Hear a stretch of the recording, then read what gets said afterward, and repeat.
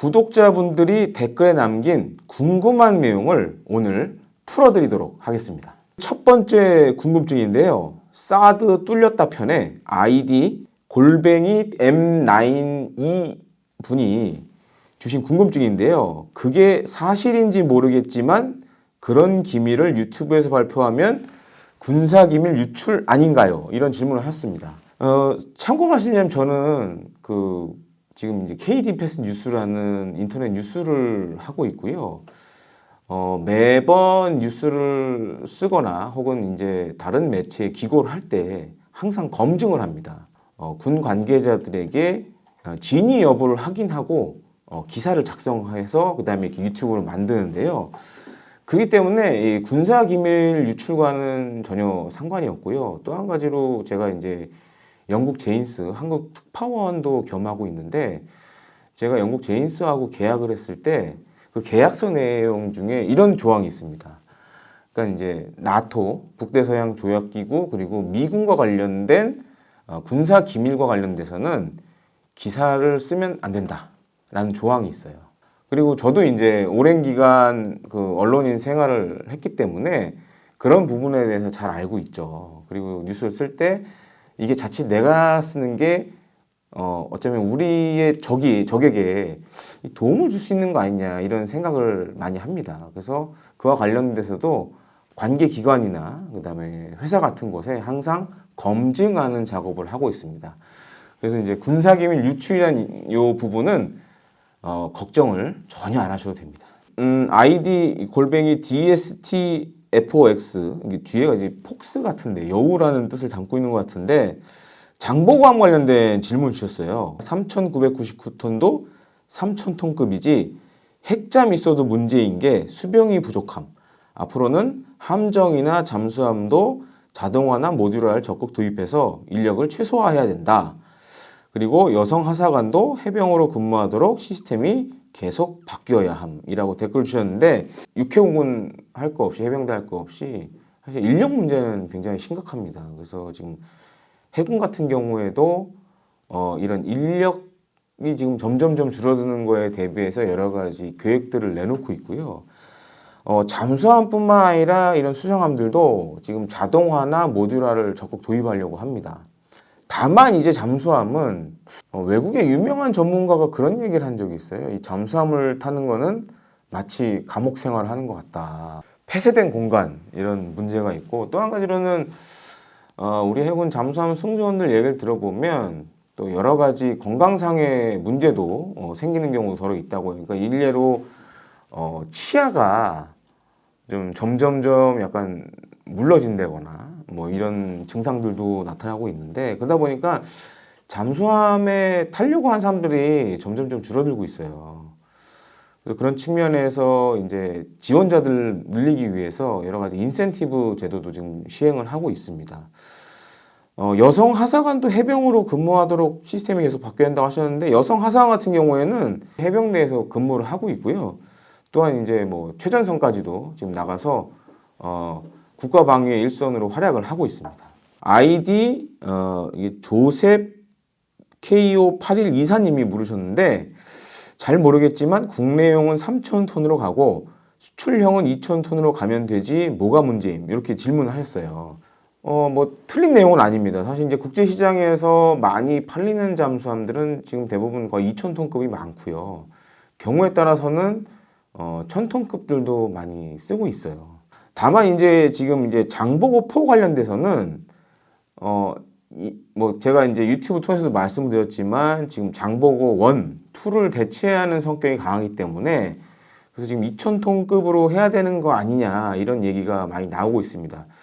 그리고 이제 3,000톤급 지금 장보고 3 같은 경우에는 SLBM을 운용하다 보니까 발사관 수가 이제 배치 1, 배치 2 하면서 계속 늘어나고 있거든요. 그런 것 때문에 사실 잠수함이 좀 크게 가고 있고 반면에 이제 장포는 장보고 1, 2를 대체하는 성격이 강하기 때문에 조금 줄어든다라고 보시면 되겠습니다. 역시 이제 장보고함에 대한 질문인데요. 아이디 QM6006님이 말씀하셨습니다. 크기가 문제?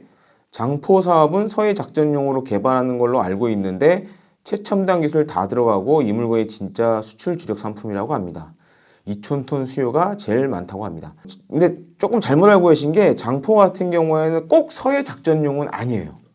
첨단 기술이 들어가는 건 맞습니다. 그래서 지금 뭐 전고체 배터리라든가 이런 것들도 들어갈 예정이고 아마 장3보다 진화된 소너라든가 지휘체계, 뭐 전투체계 이런 것들이 다 들어갈 예정이고요. 요거 관련돼서는 제가 또 추후에 단독 보도를 하나 할 게 있어서 그때 좀 더 자세히 말씀드릴 텐데 2,000톤급 수요가 전 세계 시장에서 많은 거는 사실상 사실입니다. 그리고 역시 이제 동일한 질문인데 아이디 COHIBA3672님 그리고 SDH8988L 그다음에 JOORY1GT님이 이제 얘기해 주셨는데 현재 잠수함이 왜 18척으로 묶여 있는지 얘기를 해달라고 하는데요. 그러니까 이제 우리 해군 잠수함 같은 경우에는 이제 육해공군이 지금 육해공 해병대가 있고 그러다 보니까 어떤 특정 무기 체계나 병력 운영과 관련돼서 약간 이제 육해공군이 다 제약을 받는 부분이 있어요. 그걸 하려면 뭐 예를 들어 제도적인 개선도 있어야 되고 뭘 이제 풀어야 되는 문제들도 있고 그럼 이제 예를 들어서 해군이 잠수함을 20몇 척으로 늘리고 싶어요 그러면 타군에서는 또 좀 이상한 시각으로 볼 수도 있겠죠. 그러니까 해군이 더 많은 예산과 인원을 가져갈 수 있다라고 볼 수도 있고 그래서 그런 밸런스 문제 때문에 18척으로 지금 사실 묶어놓은 상황입니다. 근데 이제 이런 생각 가지신 분들 많을 거예요. 잠수함 같은 경우는 전략 무기다 보니까 오히려 수를 늘려야 되는 거 아니냐 이런 생각 가지신 분들도 많을 텐데 뭐 틀린 얘기는 아닌데 이제 그렇게 되면 어떤 문제가 생기냐면 수상함 전력을 운용하는 병력이 상대적으로 줄 수밖에 없죠. 그렇게 되면. 그래서 이 밸런스를 맞추는 게 굉장히 중요합니다. 그런 이유로 사실 지금 18척으로 돼 있는 거고 향후에도 크게 바뀌진 않을 것 같아요. 아이디 이그레이스 K2I님이 의견 주셨는데 잠수함 크기가 잠수함 안이 테니스 코트는 들어가야 인간답게 근무하지 잠수함의 군인들이 생쥐처럼 근무하는 것은 죽으란 소리지 이런 얘기를 하셨습니다. 저도 이제 앞서 말씀드렸지만 저도 이제 장보고 잠수함을 타보고 나서 느꼈던 게 그건데 정말 이러다 폐쇄공포증 걸리겠다라고 할 정도로 굉장히 좁은 구간에서 24시간 생활을 해야 돼요. 그리고 한번 출항하면 거의 몇 주간은 다시 돌아오는 게 힘들어요. 특히 이제 우리나라 해군 잠수함에 보시면 특별한 음식이 하나 있어요. 그 잠수함 승조원들만 먹는 스테이크가 있어요. 스테이크가 있는데 저도 먹어보진 않았습니다. 근데 그 승조원들 얘기 들어보면 그게 그렇게 맛있다 그러더라고요. 근데 이제 잠수함 안에는 조리기구가 이런 가스나 이런 걸 사용 못해요. 전기로 해야 돼요, 다. 그러니까 오븐 비슷하다고 생각하시면 돼요. 그러니까 전기로 가열하는 조리기구를 많이 씁니다. 그래서 그 잠수함에서 먹는 스테이크는 약간 찌고 굽고 하는 과정이 있다 그러더라고요. 그래서 그게 굉장히 맛있다고 얘기를 하는데, 그러니까 일단 먹는 거부터 지금은 굉장히 대우를 많이 해주고 있고, 그리고 저도 이제 과거에 잠수함 말고 일반 해군의 이지스함, 구축함을 한번 타본 적이 있는데, 해군은 다른 군하고 달리 하루에 4끼를 먹어요. 그러니까 이제 아침, 점심, 저녁 먹고 야식이 있어요. 이상하게 해군 함정에서 먹었던 식사들이 다 맛있었어요. 그만큼 이제 이 먹는 게 사실 사기와 연관돼 있다 보니까 그런 측면에서 굉장히 신경을 많이 쓰고 있고 그런 측면에서 잠수함 스테이크도 만들어진 것 같아요. 공간적인 제약은 어쩔 수 없는 것 같아요. 생활 환경 개선을 위해서는 사실 핵잠수함을 해야 돼요. 러시아가 갖고 있는 이제 세계 최대의 잠수함 타이프급 잠수함 같은 경우에는 안에 사우나도 있고 조그맣게 풀도 있어요. 수영장도 있어요. 그러니까 사우나하고 덥잖아요. 그러니까 찬물에 들어갈 수 있게끔 조그맣게 풀도 있어요. 그래서 이제 러시아 잠수함들 이제 핵 추진 잠수함들 보면 그런 공간들이 있어요. 사우나 공간, 그다음에 쉴 수 있는 공간. 나라마다 그 라이프 스타일에 맞춰서 해군 함정들도 우리가 모르는 그런 것들 다 갖추고 있습니다. 근데 제가 들은 바로는 지금 3,000톤급 잠수함 같은 경우, 장보고 3 같은 경우에는 이전 장보고나 장2보다 이제 생활 환경 시설들이 굉장히 많이 좋아진 걸로 알고 있어요.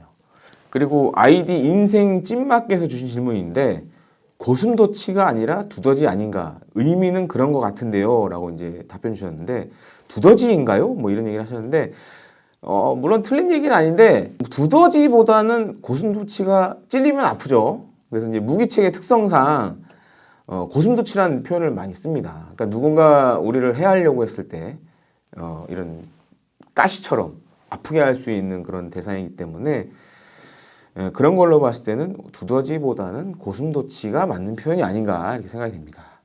그리고 아이디 빼꼬무시님이 얘기를 하셨는데 북한은 잠수함이 70척 아닌가 맞나요? 지금 북한이 사실 보유하고 있는 잠수함은 그 정도 되는데 문제는 그겁니다. 과연 70척이 다 가동이 되느냐? 만약에 이제 북한의 잠수함 70척이 가동률을 뭐 거의 100으로 봤을 때 실제 작동 중인 거는 그렇게 따져보면 한 20여 척 정도라고 볼 수 있겠죠. 하지만 이제 북한 해군 같은 경우에는 첫 번째 유지 보수가 잘 안 되죠 지금. 그리고 잠수함 자체가 옛날 잠수함들이 많아요. 6, 70년대 뭐 80년대 만들었던 잠수함. 그러니까 지금 가동되는 게 오히려 신기할 정도의 잠수함들이 더 많고 일단 유류난 때문에 제대로 이제 작전을 못 뛰고 그 또 한 가지 이제 북한 해군의 이게 약점 중에 하나인데 우리 해군 같은 경우에는 동해, 서해, 남해가 있잖아요. 동해에 있던 배가 서해도 갈 수 있고 서해에 있던 배가 동해도 갈 수 있잖아요. 근데 북한 해군은 못 가잖아요. 동해, 서해밖에 없잖아요. 그러니까 묶여 있는 거예요, 전력이 항상. 그러다 보니까 전술적이나 전략적 유연성이 상대적으로 좀 떨어지죠. 이제 그런 단점들이 좀 있다고 보여집니다. 아이디 종헌박 S3C 분이 얘기해 주셨는데 각자 도생임 누가 지켜준다 이런 걸 믿는 시대가 아닌 듯 중국이 북한 대만 흡수하면 그 다음은 100% 우리나라임. 중요해지고 있는 게 자강이에요. 자강이 중요해지는 시대가 오고 있어요.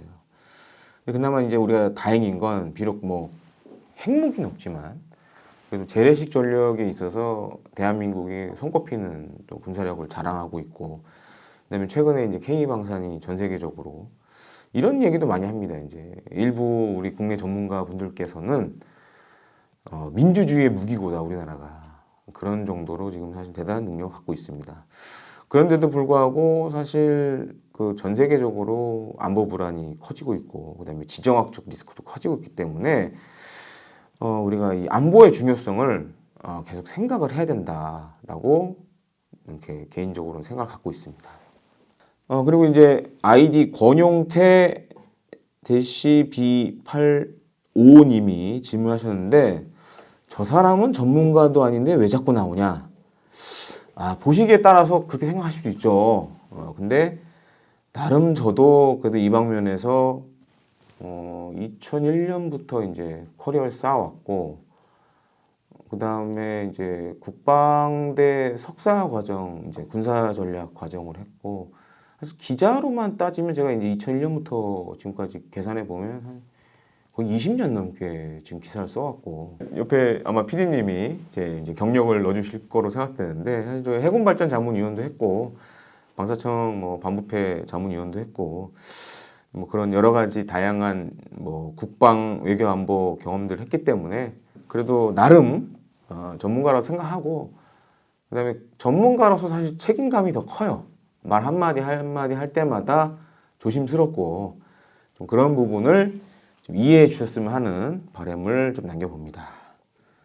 아이디 김기환 대시 Z7R님이 얘기를 하셨는데 애초에 킬 스위치가 있다.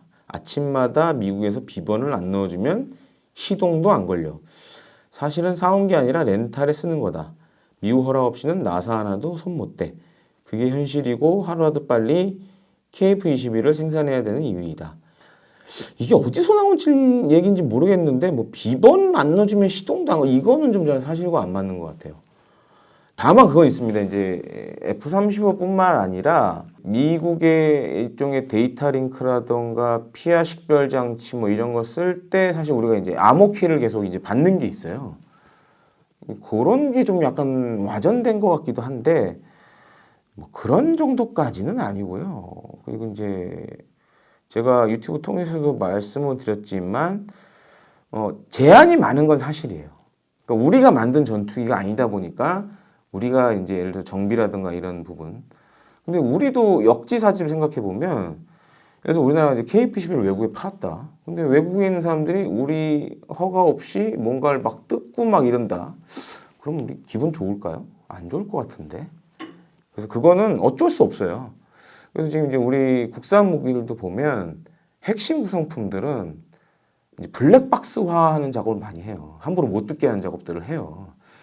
그렇게 따지면 아니 우리가 비록 무기는 팔았지만 그렇다고 기술까지 다 주는 건 아니거든요. 그리고 못 듣게 해야죠 당연히. 똑같은 겁니다. 이거는 전 세계 어느 나라나 다 하는 일종의 이제 안전장치라고 봐야 되고요. 좀 몇몇 매니아분들 좀 이상한 얘기 하시는데 마치 이제 우리가 해외에서 무기를 사오면 뭔가를 엄청 많이 받아와야 되고 또 우리가 팔면 그런 거 주지 말아야 되고 뭐 이런 얘기를 하시는데 그건 사실 안 맞죠. 시장경제 논리와도 안 맞고 그다음에 이제 서로 주고받아야 이게 뭔가 성사가 되는 건데 그런 부분에 대해서 너무 보수적 관점에서 보는 거 아니냐라는 좀 우려를 하고 있습니다. 그래서 아이디 이게 제임스 리 8652님이 말씀하셨는데 특히 이제 폴란드 잠수함 사업 관련해서 이제 하나오션 제안한 거 관련 가지고 이렇게까지 할 필요가 있을까요? 너무 저자세로 협상하는 것이 아닌가요? K2 전차 경우에도 봐도 폴란드가 우리 갖고 노는 것 같아서요. 물론 판매 후 MRO 사업 등 수입 사업이 있고 유럽 다른 나라에게 이미지 상승도 있지만 제가 이제 분명히 말씀드릴게요. 이 저자세는 아닙니다. 이게 많은 분들이 오해하시는 게 그런 제안 그다음에 이런 것들이 뭐 우리가 이렇게 숙이고 들어가는 거 아니냐 이런 얘기를 하시는데 절대 아닙니다. 그러니까 지금 다른 나라 경쟁 국가들한테도 비슷한 요청을 했고 거기에 몇몇 나라들은 지금 사실 다 지금 대안을 내놓고 있어요. 예를 들어 독일이나 뭐 이런 국가들은 실제로 잠수함 임대를 해줄 수도 있다라고 현지 언론에 이제 얘기를 했고 그렇게 따지면 저자세는 아니죠. 그러니까 우리도 어차피 해야 될 부분이고 그다음에 이제 K2 전차도 지금 얘기를 해주셨는데 K2 전차 같은 경우에는 폴란드 수출 전과 후로 갈려요. 그러니까 폴란드 수출되기 전에 저는 직접 현장에서 그걸 봤기 때문에 아는데 정말 힘들었어요. K2 전차가. 해외 수출이 안 됐기 때문에. 근데 지금 폴란드 해외 수출을 하면서 현대로템이 지금 주가만 해도 3배 이상 뛰었어요. 저자세도 아니고 이거는 사실 서로 윈윈한 아주 대표적인 케이스입니다. 또 한 가지로는 이제 말씀해 주셨지만 판매 후 MRO 사업 등 수익 사업 이게 사실 커요.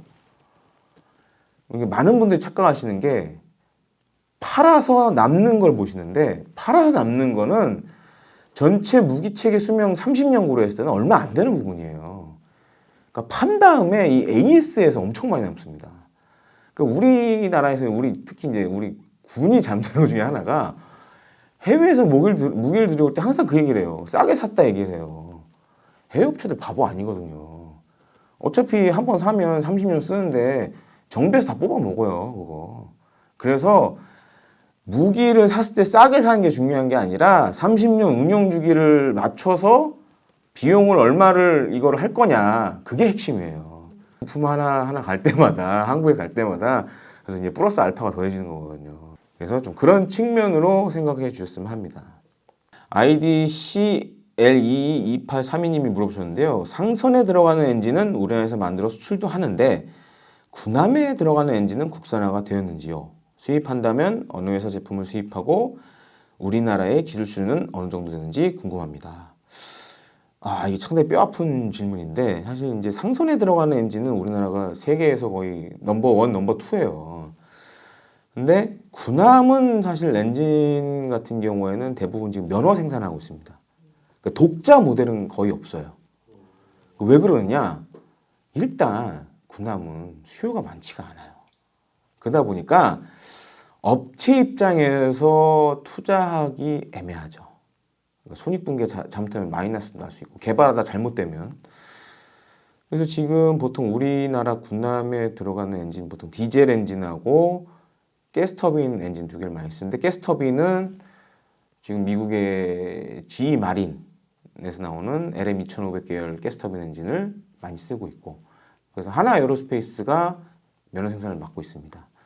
이 밖에 이제 차기 호위함 배치 2부터는 롤스로이스의 MT30 가스터빈 엔진 쓰고 있고, 그건 이제 현중 쪽에서 이제 관련된 부품을 만들어서 납품을 하고 있는 걸로 알려져 있고, 그 다음에 이제 디젤 엔진 같은 경우에는 배마다 좀 차이 있는데 독일 MTU사 엔진을 많이 써요. 근데 이것도 이제 국내 엔진 제작 업체에서 면허 생산을 하고 있고, 다만 이제 시장이나 수요가 있다 그러면 우리가 도전해 볼 만한 가치는 있죠. 그리고 아주 일례로 과거에 이제 K9 자주포 같은 경우에 파워팩 다 독일산이었는데 그것도 사실은 국내에서 면허 생산한 거였어요. 근데 이제 수출 과정에서 이제 독일 정부의 허가를 받는 문제가 있다 보니까 지금은 이제 국산을 다 해서 국산 파워팩을 달고 이제 수출하는데, 만약에 그런 시장이 보인다 그러면은 국산할 수 있는 거죠. 그 질문 중에요. 네. 왜 대영 제국이냐라는 그런 질문이 있었어요. 네. 왜 대영 제국일까요? 사실은 그 이 유튜브 채널을 만들 때 우리 제작진 분들하고 협의를 했었고, 그 과정에서 이제 아이디어가 나왔던 게, 제가 이제 이름이 김대영이다 보니까 뒤에 있는 대영을 쓰면 좋을 것 같다. 그래서 저도 사실 좀 창피했지만 근데 사실 이게 뭐 단어 자체도 나쁘지 않고, 그래서 이제 대영 제국으로 결정을 했는데, 뭐 일부 댓글에서는 뭐 사대주의 아니냐 뭐 이런 얘기 하시는데, 그 영국은 아닙니다. 이게 전혀 다른 뜻이기 때문에 그런 오해는 하지 말아주셨으면 합니다. 질문하신 내용들을 다 보니까 우리 대영 제국 구독자분들 그리고 시청자분들은 저 못지않게 전문가다 이런 생각을 갖게 됐습니다. 그래서 대영 제국 시청자 구독자는 전문가 말씀을 드리고 싶습니다. 여러분의 구독과 좋아요 그리고 알림 설정은 대한민국 국방에 큰 힘이 됩니다.